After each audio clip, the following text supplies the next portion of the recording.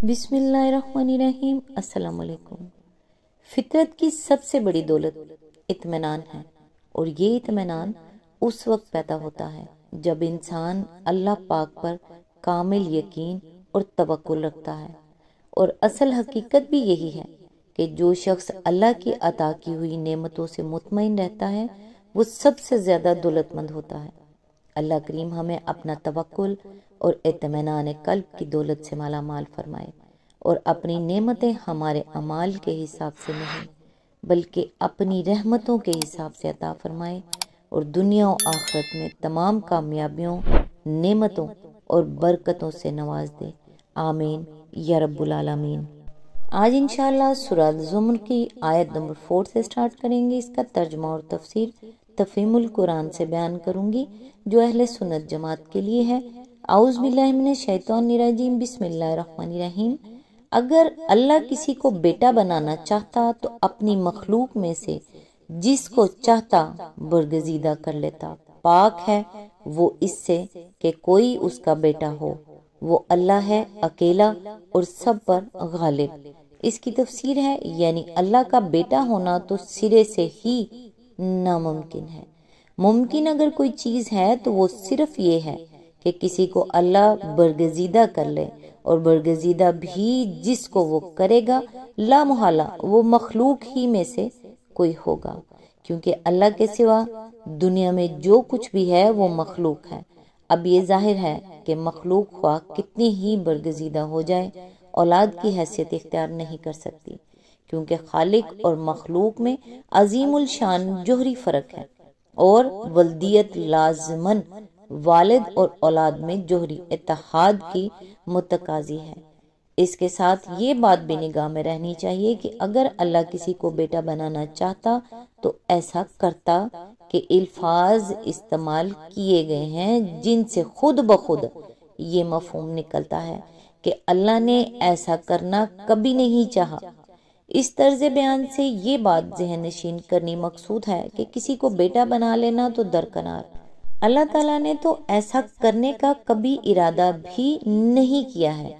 इसी आयत के ज़मन में आगे ये दलाइल हैं जिनसे अकीदा व वल्दियत की तरदीद की गई है।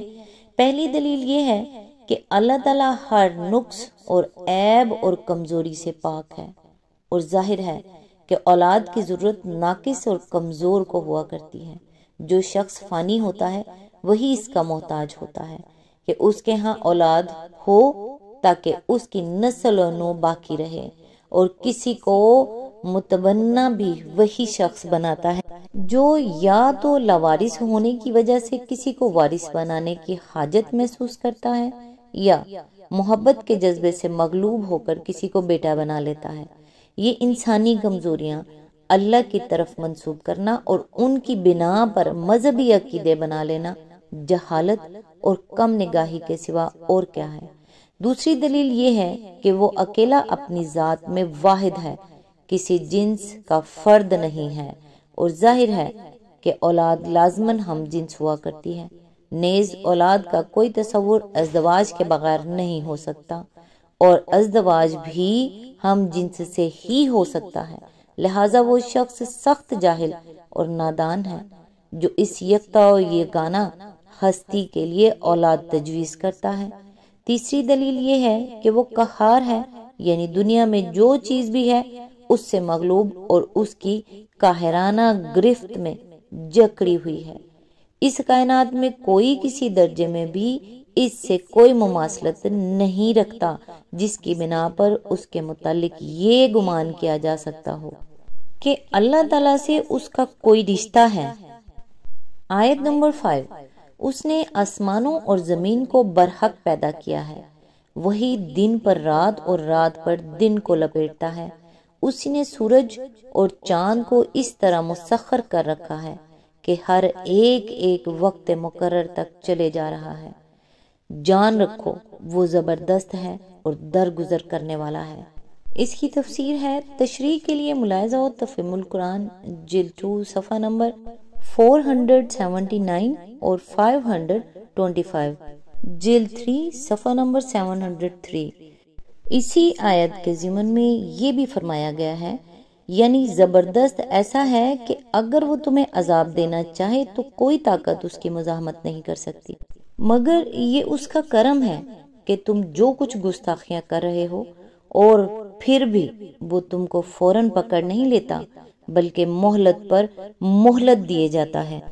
اس مقام پر عقوبت میں تعجیل نہ کرنے اور مہلت دینے کو مغفرت درگزر سے تعبیر کیا گیا ہے۔ آیت نمبر 6، اسی نے تم کو ایک جان سے پیدا کیا، پھر وہی جس نے اس جان سے اس کا جوڑا بنایا، اور اسی نے تمہارے لیے مویشیوں میں سے 8 نر و مادہ پیدا کیے، وہ تمہاری ماؤں کے پیٹوں میں 3 تاریک پردوں کے اندر تمہیں ایک کے بعد ایک شکل دیتا چلا جاتا ہے۔ یہی اللہ جس کے یہ کام ہے تمہارا رب ہے، بادشاہی اسی کی ہے، کوئی معبود اس کے سوا نہیں ہے، پھر تم کدھر سے پھرائے جا رہے ہو؟ اس کی تفسیر ہے، یہ مطلب نہیں ہے کہ پہلے حضرت آدم علیہ السلام سے انسانوں کو پیدا کر دیا اور پھر ان کی بیوی حضرت حوا کو پیدا کیا، بلکہ یہاں کلام میں ترتیب زمان کے بجائے ترتیب بیاں ہے، جس کی مثالیں ہر زبان میں پائی جاتی ہیں۔ مثلا ہم کہتے ہیں تم نے آج جو کچھ کیا وہ مجھے معلوم ہے، جو کچھ تم کل کر چکے ہو اس سے بھی میں باخبر ہوں۔ اس کا مطلب یہ نہیں ہو سکتا کہ کل کا واقعہ آج کے بعد ہوا ہے۔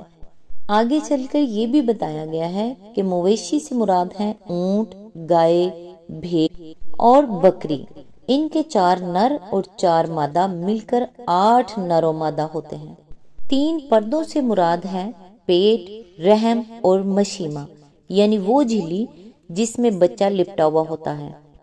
اور یہ بھی بتایا ہے یعنی مالک، حاکم اور پروردگار۔ اسی آیت کے ضمن میں آگے چل کر یہ بھی بتایا گیا ہے یعنی تمام اختیارات کا مالک وہی ہے اور ساری کائنات میں اسی کا حکم چل رہا ہے۔ دوسرے الفاظ میں استدلال یہ ہے کہ جب وہی تمہارا رب ہے اور اسی کی ساری بادشاہی ہے تو پھر لازماً تمہارا الہ یعنی معبود بھی وہی ہے، دوسرا کوئی الہ کیسے ہو سکتا ہے؟ جبکہ نہ پروردگاری میں اس کا کوئی حصہ، نہ بادشاہی میں اس کا کوئی دخل۔ آخر تمہاری عقل میں یہ بات کیسے سماتی ہے کہ زمین و آسمان کا پیدا کرنے والا تو ہو اللہ، سورج اور چاند کو مسخر کرنے والا، اور رات کے بعد دن اور دن کے بعد رات لانے والا بھی اللہ، تمہارا اپنا اور تمام حیوانات کا خالق اور رب بھی ہو اللہ، اور تمہارے معبود بن جائیں اس کے سوا دوسرے۔ اسی آیت کے ضمن میں آگے چل کر یہ بھی بتایا گیا ہے کہ یہ الفاظ قابل غور ہیں، یہ نہیں فرمایا کہ تم کدھر پھرے جا رہے ہو، ارشاد یہ ہوا ہے کہ تم کدھر سے پھرائے جا رہے ہو، یعنی کوئی دوسرا ہے جو تم کو الٹی پٹی پڑھا رہا ہے اور تم اس کے بہکائے میں آ کر ایسی سیدھی سی عقل کی بات بھی نہیں سمجھ رہے ہو۔ دوسری بات جو اس انداز بیان سے خود مترشح ہو رہی ہے وہ یہ ہے کہ تم کا خطاب پھرانے والوں سے نہیں بلکہ ان لوگوں سے ہے جو ان کے اثر میں آ کر پھر رہے تھے۔ اس میں ایک لطیف مضمون ہے جو ذرا سے غور و فکر سے بآسانی سمجھ میں آ جاتا ہے۔ پھرانے والے اسی معاشرے میں سب کے سامنے موجود تھے اور ہر طرف اپنا کام اعلانیہ کر رہے تھے، اس لیے ان کا نام لینے کی حاجت نہ تھی۔ ان کو خطاب کرنا بھی بیکار تھا کیونکہ وہ اپنی اغراض کے لیے لوگوں کو خدائے واحد کی بندگی سے پھیرنے اور دوسروں کی بندگی میں پھانسنے اور پھانسے رکھنے کی کوششیں کر رہے تھے۔ ایسے لوگ ظاہر ہے کہ سمجھانے سے سمجھنے والے نہ تھے، کیونکہ نہ سمجھنے ہی سے ان کا مفاد وابستہ تھا، اور سمجھنے کے بعد بھی وہ اپنے مفاد کو قربان کرنے کے لیے مشکل ہی سے تیار ہو سکتے تھے۔ البتہ رحم کے قابل ان عوام کی حالت تھی جو ان کے چمکے میں آ رہے تھے۔ ان کی کوئی غرض اس کاروبار سے وابستہ نہ تھی، اس لیے وہ سمجھانے سے سمجھ سکتے تھے، اور ذرا سی آنکھیں کھل جانے کے بعد وہ یہ بھی دیکھ سکتے تھے کہ جو لوگ انہیں خدا کے آستانے سے ہٹا کر دوسرے آستانوں کا راستہ دکھاتے ہیں وہ اپنے اس کاروبار کا فائدہ کیا اٹھاتے ہیں۔ یہی وجہ ہے کہ گمراہ کرنے والے چند آدمیوں سے رخ پھیر کر گمراہ ہونے والے عوام کو مخاطب کیا جا رہا ہے۔ آج تک کے لیے بس اتنا ہی۔ نیکسٹ انشاءاللہ آیت نمبر 7 سے سٹارٹ کریں گے۔ تب تک کے لیے دعاؤں میں یاد رکھیے گا۔ اللہ حافظ۔